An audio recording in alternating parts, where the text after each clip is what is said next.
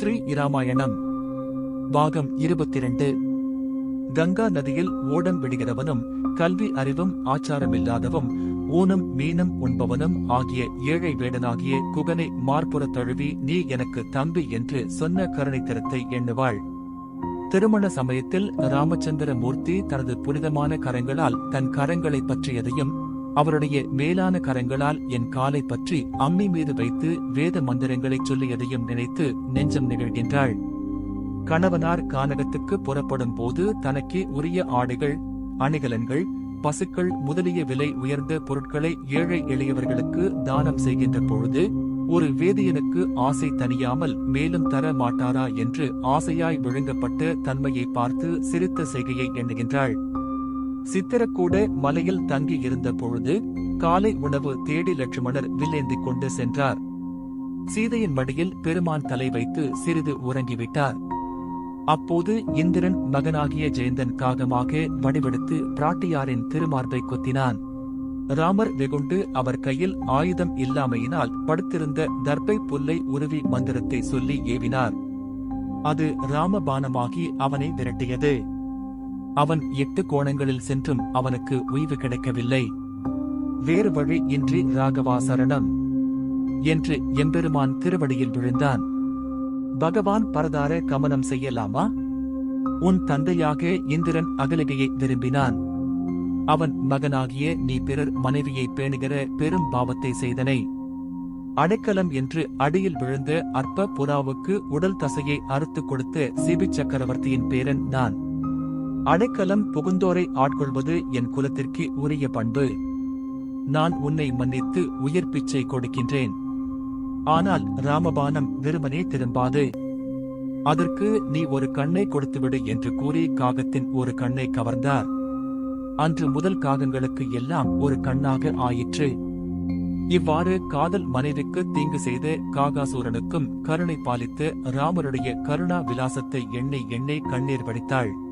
இவ்வாறு புலம்புகின்ற சீதா தேவிக்கு விபீஷணருடைய புதல்வியாகிய நற்குண நங்கை திருசடை ஆறுதல் கூறி அன்புடை தோழியாக இருந்தாள். அவள் தாயினும் சிறந்த தயவுடைவள். சீதாதேவி திருசடையை நோக்கி கூறுகின்றாள்.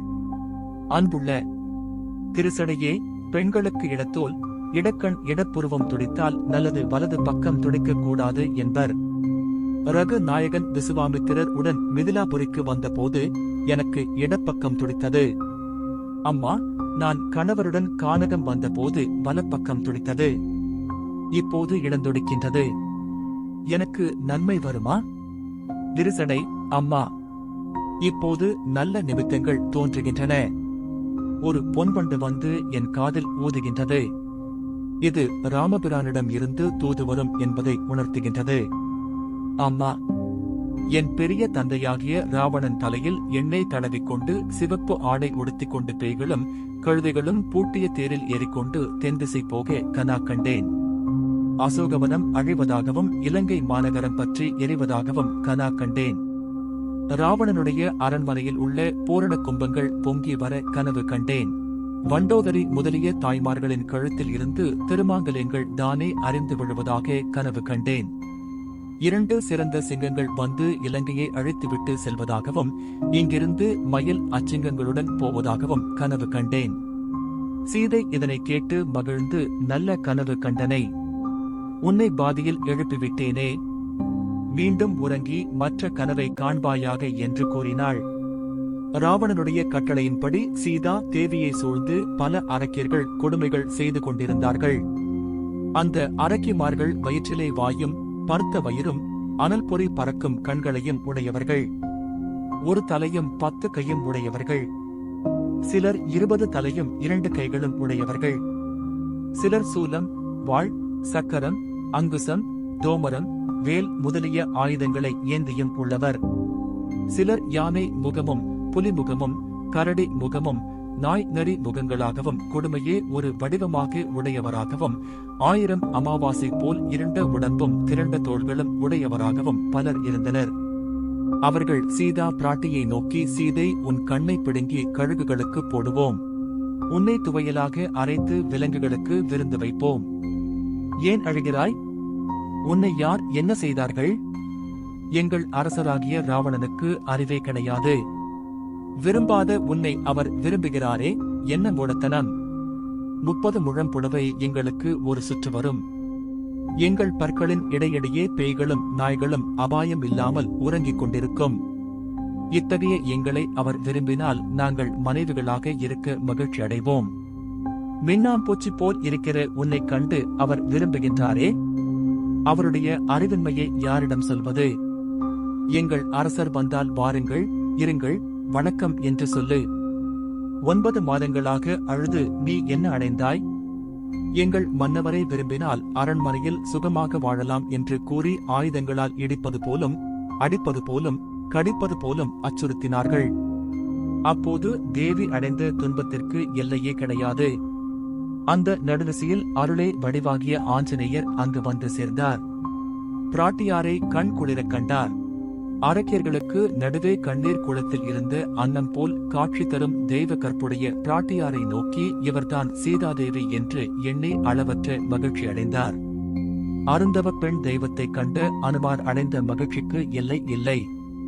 அவர் தமக்குள் எண்ணுகின்றார், அறம் அழியவில்லை, நானும் சாக மாட்டேன் என்று எண்ணி ஆடினார்.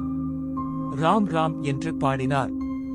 அந்த மரத்தின் மீது அங்கும் இங்குமாக ஓடினார். உவகை தேனை உண்டார். எம்பெருமான் கூறிய அடையாளங்கள் அனைத்தும் இவரிடம் இருக்கின்றன. எரிகின்ற கொள்ளியை கூரை வீட்டில் ஒலித்து வைத்தது போல் தான் அழியும் பொருட்டு ராவணன் இவரை இங்கு கொண்டு வைத்திருக்கின்றான்.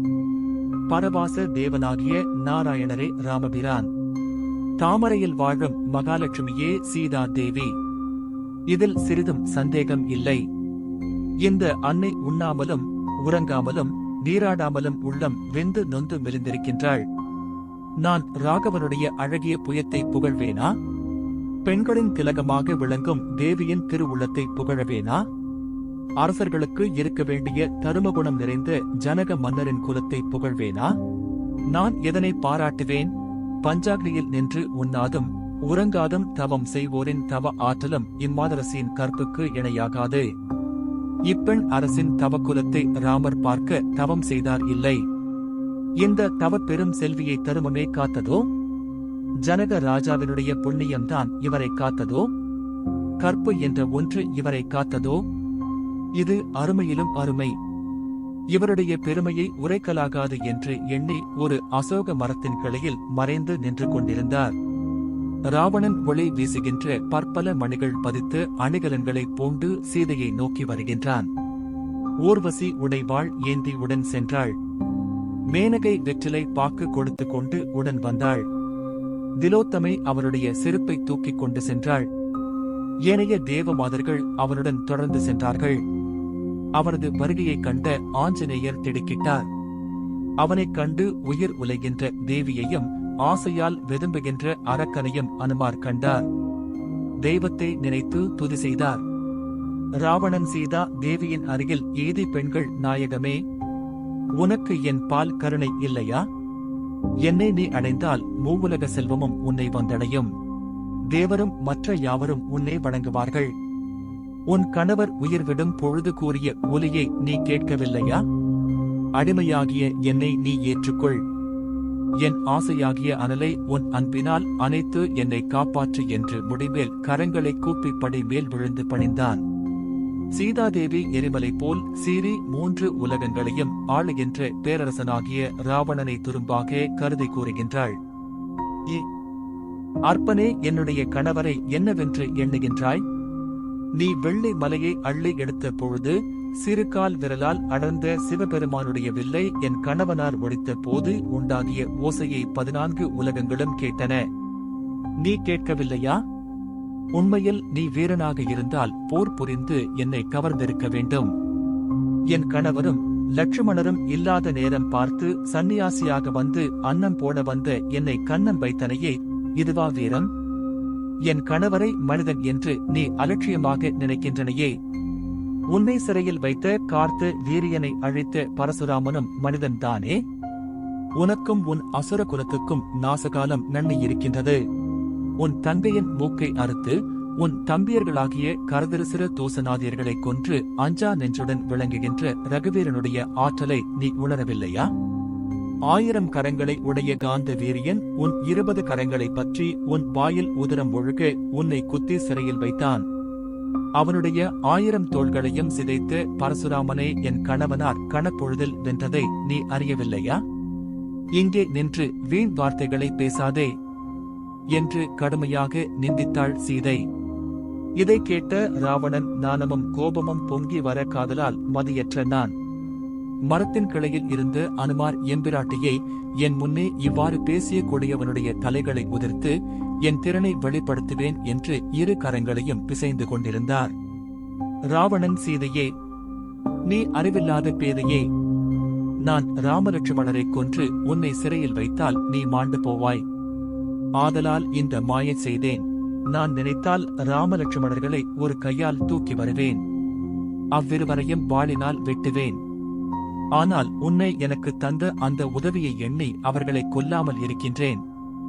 நான் ராமலட்சுமணரை கொல்வதேயன்றி அயோத்தியை அடைந்து பரத சத்துருக்கனையும் கொன்று வீழ்வேன். என்னை யார் என்று எண்ணினாய் என்று கூறிவிட்டு அங்குள்ள அரக்கிமார்களை நோக்கி சீதை எனக்கு வசமாகும் படி செய்யுங்கள் என்று கூறிவிட்டு சென்றான். அனுமார் சீதையிடம் பல அடையாளங்களைச் சொல்லி முடிவில் கணையாழி மோதிரத்தை கொடுத்தார். அப்பொழுது அம்மை இந்த புனித மோதிரம் பாவம் நிறைந்த அரக்கர்களின் நகருக்கு வந்ததே என கண்ணீரால் அபிஷேகம் செய்தாள். அந்த கணையாழி ஜனகர் திருமணத்தின் போது மருமகனுக்கு தந்த பரிசு மோதிரம். சீதாதேவி அடைந்த மகிழ்ச்சிக்கு அளவில்லை. நல்ல நாகம் மீண்டும் யாரையும் கடிக்காமல் நீண்ட நாள் வாழ்ந்தால் அதன் நஞ்சு நாகரத்தினமாக மாறும். அந்த நாகரத்தினத்தை இழந்த நாகம் மீண்டும் அதை அடைந்தால் எத்தனை மகிழ்ச்சி அடையுமோ அத்துணை மகிழ்ச்சி அடைந்தாள். பழம்பொருளை இழந்தவர்கள் மீண்டும் பெற்றவர் போல் உவந்தாள். நீண்ட நாள் குழந்தை இல்லா மறுடி குழந்தையை பெற்றது போல் பெரிதும் மகிழ்ந்தாள். அனுமாரை நோக்கி வாழ்த்து கூறுகின்றாள். அன்பின் வடிவாகிய ஆஞ்சநேயா, உலகத்தை தந்த பிரம்ம தேவனை தந்த முதல்வனுக்கு தூதாக வந்தாய். எனக்கு உயிர் தந்தாய். அம்மையும் அப்பனும் அத்தனையும் ஆகி நின்றாய். சிறந்த தோள்களை உடையவனே, உயிரை கொடுத்த வள்ளலே, 14 உலகங்கள் அழிந்தாலும் நீ அழியாமல் நித்திய சிரஞ்சீவியாக இரு என்று வாழ்த்தினாள். சீதாதேவி அனுமாரை நோக்கி மகனே என்று அழைத்திருக்கலாம்.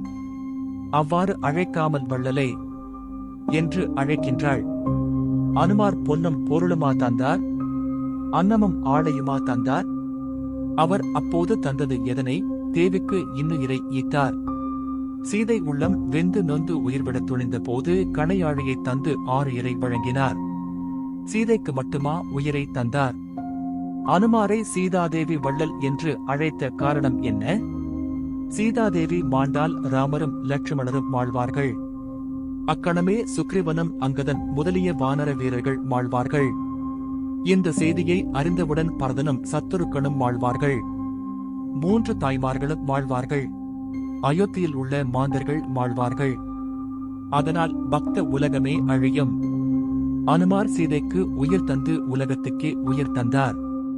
அதனால் வள்ளலே என்று அழைக்கின்றார். தொடரும்.